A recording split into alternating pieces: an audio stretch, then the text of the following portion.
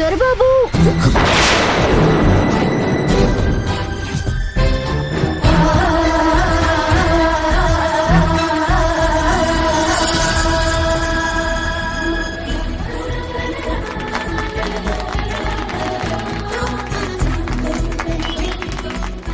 Welcome to my home Jyothi garu. పూలు ఎందుకు వేశారు? దేవుడికి ఎందుకు దండం పెట్టుకోవాలి అనే ప్రశ్నకి అర్థం లేదు. సంపాదన లేనోడికి సమాజంలో విలువ లేదు. పూలెందుకు వేశావంటే నా దగ్గర సమాధానం లేదు. ఉన్నా నీతో చెప్పలేను. మీ సోది నేను వినలేను. నా జుంకా ఇస్తే నేను వెళ్ళిపోతాను. చిల్లి అన్నిటికీ తొందరే. పద అలా లాన్లో కూర్చొని మాట్లాడుకుందాం. రండి. నా జుంకా అది కూడా అక్కడే ఉంది. పద రండి రండి.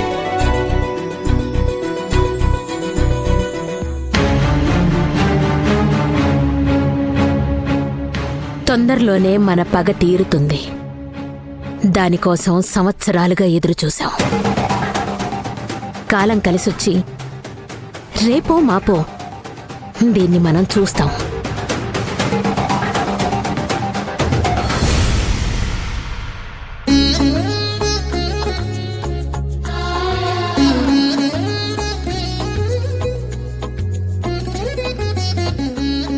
ఏంటి శాంభవి, మన పెళ్ళై ఇన్ని సంవత్సరాలైనా నువ్వెంత బిజీగా ఉన్నా అవకాశం దొరికినప్పుడల్లా ఇలా సపర్యలు చేస్తూనే ఉంటావు.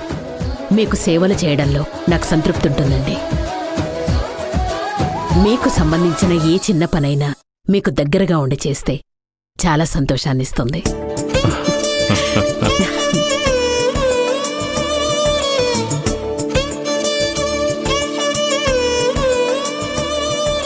నువ్విలా మరీ దగ్గరగా ఉంటే నాకు కష్టం కదా.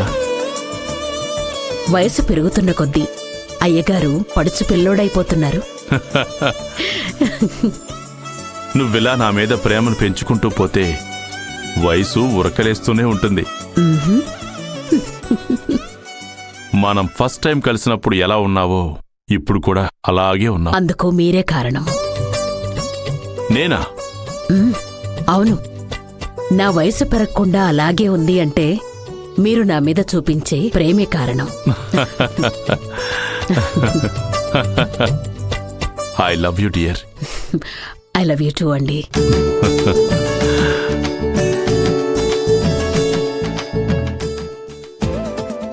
రండి రండి కూర్చోండి. మర్యాదలేమి వద్దు. నా జుంకా ఇస్తే నేను వెళ్ళిపోతాను. కోపం ఎందుకు జ్యోతి గారు? మొదటిసారి మా ఇంటికి వచ్చారు. రే లడ్డు, కాఫీ గాని టీ గాని చెప్పరా? కాఫీ టీ ఎందుకన్నా, జ్యూసే తీసుకొస్తాను. అలాగే. వద్దు లడ్డు, నాకు జ్యూసే వద్దు. కూర్చుని మీతో ముచ్చట్లు చెప్పడానికి నేనిక్కడికి అతిథిగా రాలేదు.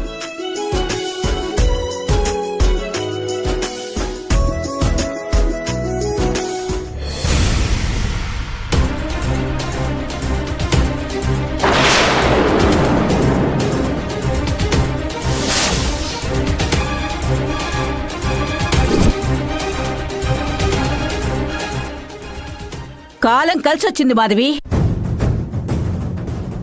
ఇప్పుడు దాన్ని చూసేశాం. ఏం మాట్లాడుతున్నావమ్మా? ఒకసారి అటు చూడు.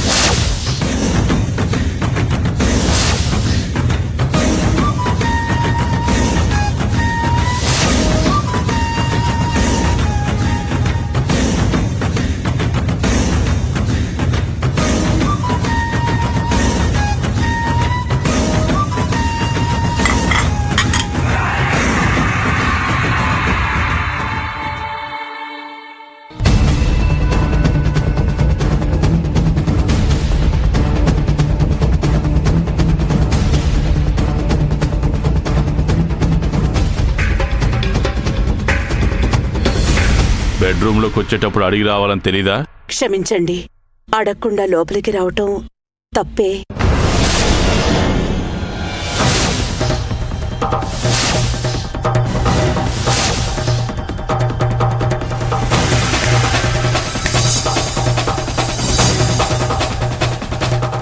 మా మధ్యలోకొచ్చి డిస్టర్బ్ చేయడానికి ఎప్పటికీ ట్రై చేయకు.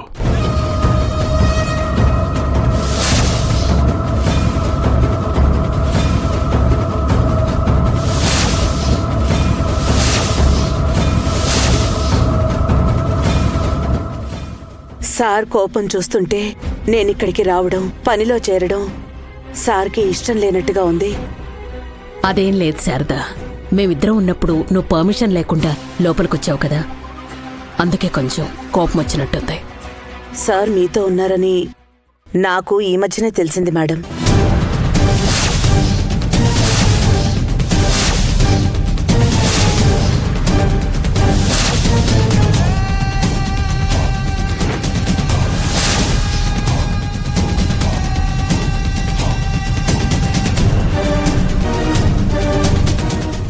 కరువు ప్రాంతానికి వర్షం వచ్చినట్టు, కోటికి లేనివాడికి కోట్లు కలిసొచ్చినట్టు మన పగ తీర్చుకునే ఆయుధం మనింటికి వచ్చిందమ్మా.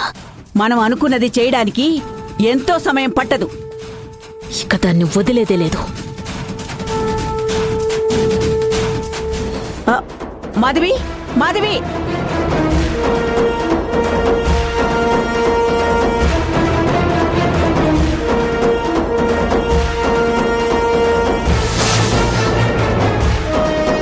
మాధవి,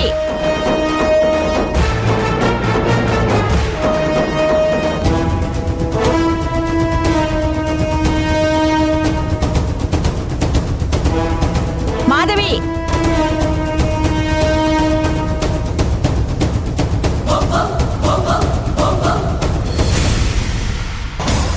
మాధవి,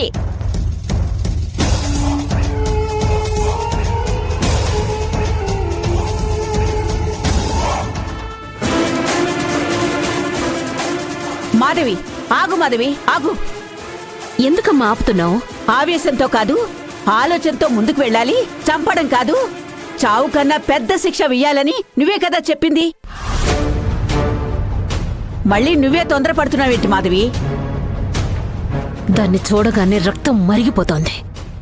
దాన్ని చంపి శవాన్ని శారదకి పార్సల్ చేయాలన్న ఉక్రోషం అటువైపు అడుగులు వేయిస్తోందమ్మా. చంపడం మన పగకి పరిష్కారం కాదని నువ్వే కదా చెప్పింది. ముందు తనెవరో తెలుసుకోవాలి. రాజీవ్కి ఎలా పరిచయం అయిందో తెలుసుకోవాలి. పూర్తి వివరాలు తెలిసాక తెలివిగా మన ప్లాన్ అమలు చెయ్యాలి.